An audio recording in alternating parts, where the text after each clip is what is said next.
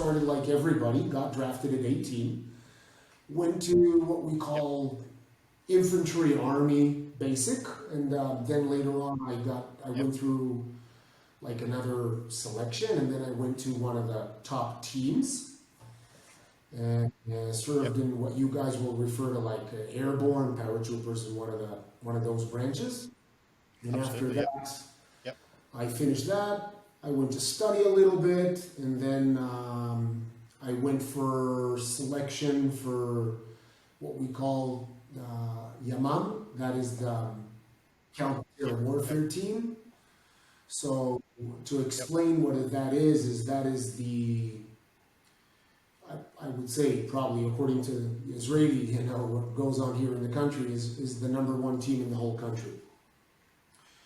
And I would say the most highly trained, capable, 1% of 1% of the population. So from people from all the branches of what we refer to commandos. So because you have regular army, they're very physical, very capable. Then you have the commandos. So if you want to go into the commandos, you need to go through another selection and serve. So if you say infantry or Marines, you can say, okay, there's thousands of soldiers there. But if you say one of the commando units is in the small hundreds, 100 to 200.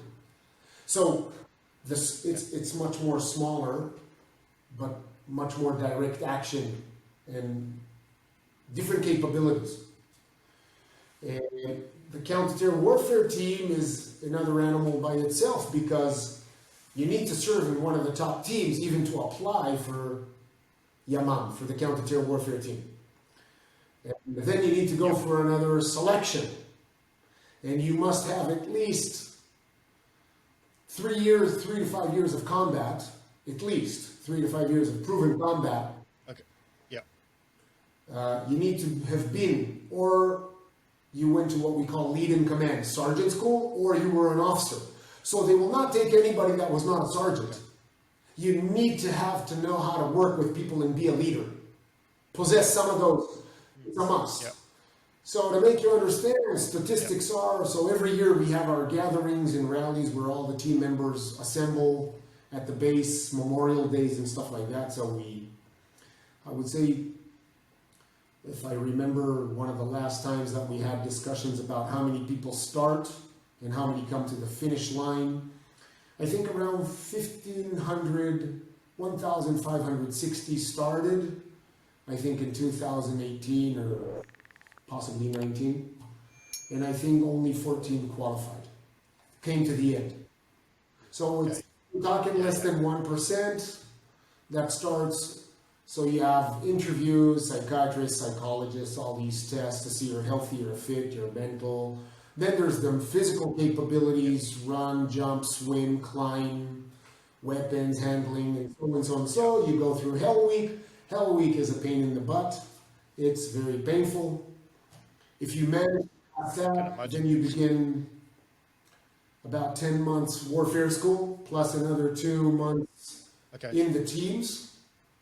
Then you get the qualification. So it's almost like, so imagine you did already around 20 months prior to that, just to qualify one of the commandos.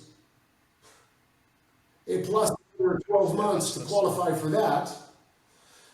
So just the training alone before you're even allowed to say, I'm an operational member, that's how long it takes. So I would say it is a challenge. It's not easy, but for those who do it, they understand the risk. They want to be there. It's important to say they want to be there. Yeah. It's like when I measure how do people cope in stressful environments, like what makes people want to do skydiving, scuba diving, parkour, jump from one building to another, do, what is it called,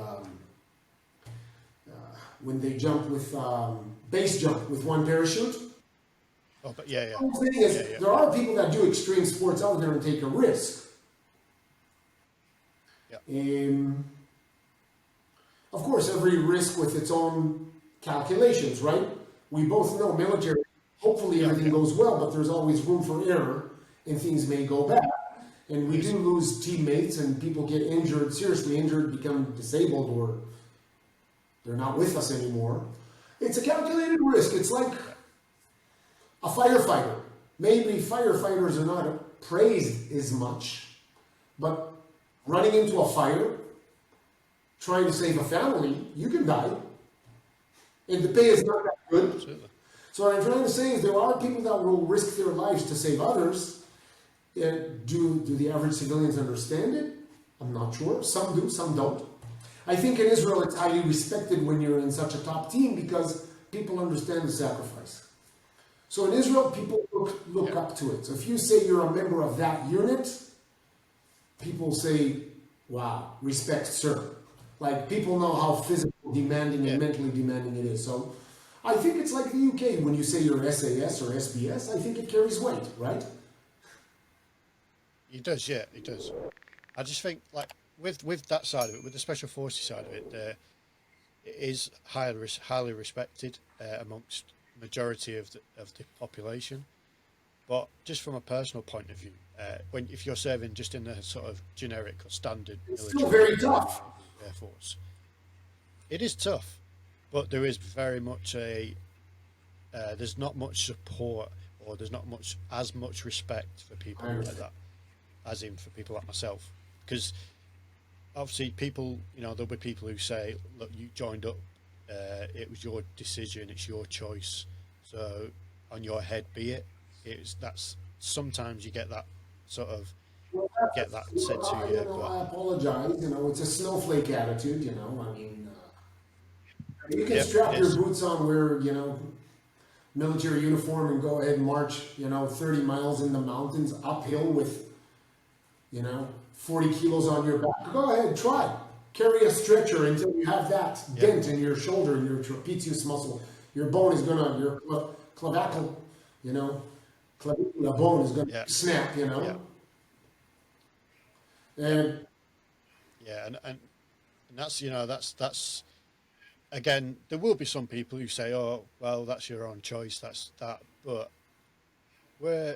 I believe that being in the military has made me the person I am today completely. it makes Don't get me everybody wrong, humble and there's been understand, right? It makes everybody humble. Yeah, I think, and that's another thing. I mentioned this before we came on air. Is I spoke to Ray Kerr the other week, and it doesn't matter what country in the world you're from. I think there's always going to be a respect there, no matter what military you served in. No doubt. We've all gone through, the highs and lows of what the military brings in all different aspects of training. Bearing in mind, some people may have done just the basic training. Some people like yourself have done pretty much to the highest of what any military establishment can offer. It's something that I think is well respected within the community, the military community throughout the world. Now, obviously, you did quite a lot of stuff over the years. Is there any particular sort of experiences that you feel like changed the way you were then to who you are now within the military? Well, I was in the first Lebanon war, and then I've been, in many other conflicts,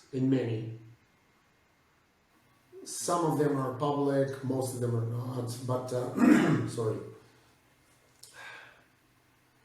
I will say that it makes you respect and love life. So when I wake up in the morning and I zip my coffee in my garden and I see the birds and the bees, it makes me very happy.